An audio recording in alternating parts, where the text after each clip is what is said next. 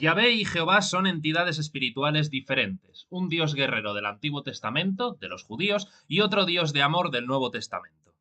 Los cristianos adoran solo la versión compasiva de Dios. Judíos y musulmanes aceptan también la parte vengativa y sanguinaria de Dios. Los mandatos cristianos no son los mismos que los musulmanes. Los cristianos no tenemos la guerra santa. 10 mandamientos. Claro que sí, porque cuando los cruzados arrasaban las sinagogas de Europa al grito de Deus vult, Dios lo quiere, lo hacían en nombre del Dios de la compasión. Los cristianos nunca han hecho uso de la violencia amparándose en la religión, eso no ha pasado. Agustín de Hipona en La ciudad de Dios, o en la réplica Gaudencio, o Santo Tomás de Aquino en la Suma Teológica, no han desarrollado una doctrina de la guerra justa, ni existen personas como el terrorista cristiano Eric Rudolph, ni organizaciones como el Ku Klux Klan o el Army of God en Estados Unidos, ni el Ejército de Resistencia del Señor en el norte de Uganda, ni tampoco aquí en España los guerrilleros de Cristo Rey en la década de los 70. Tampoco a lo largo de la historia los cristianos han utilizado pasajes y enseñanzas de las Escrituras y teología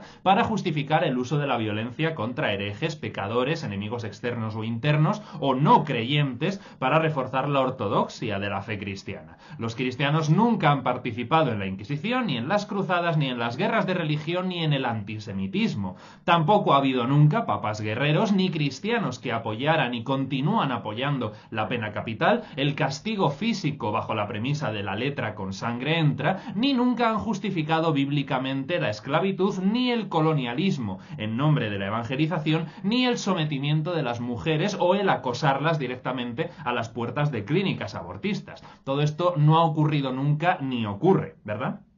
De verdad, estoy un poco cansado, un poco harto ya del discurso de el Dios del cristianismo es todo amor y el de los judíos y musulmanes es violento.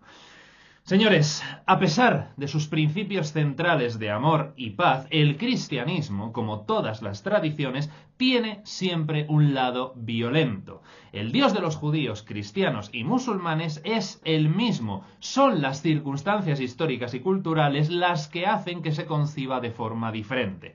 Los libros del Tanaj se componen alrededor de unos 1000 años y en la práctica totalidad de esos siglos hay, oh sorpresa, guerras y se necesita el aspecto guerrero de la divinidad. Y por su parte, el profeta Muhammad, al contrario que Jesús, tiene que actuar como jefe de Estado en un momento y en un contexto en el que, sorpresa, la guerra es inevitable. Y aún así, tanto en el Tanaj como en el Corán hay muchísimos más versículos que llaman a la paz, a la misericordia y al perdón que los que llaman a la guerra y a la violencia. Y otra cosa, Jesús en el Nuevo Testamento tampoco está para que le den el Nobel de la Paz, ya que en violencia verbal va sobrado y también arma la que arma en el templo. ¿Qué ocurre? Que los libros del Nuevo Testamento se escriben en un contexto en el que literalmente se acaba de salir de una guerra, la primera guerra judeo-romana, y los primitivos cristianos tienen que presentarse ellos mismos y a su fundador, entre muchas comillas, necesariamente como pacíficos, como fieles que no buscan causar problemas al Imperio Romano, con excepción del autor del Apocalipsis, que quiere problemas y los quiere ya y no se corta en utilizar un lenguaje violento y vengativo. Pero el Jesús de la historia, hombre, no hay más que hacer una lectura histórico-crítica, que también hace mucha falta, para ver que Jesús de Nazaret, el maestro de la ley, sanador y exorcista del siglo I, está muy lejos de ser un bendito pacifista.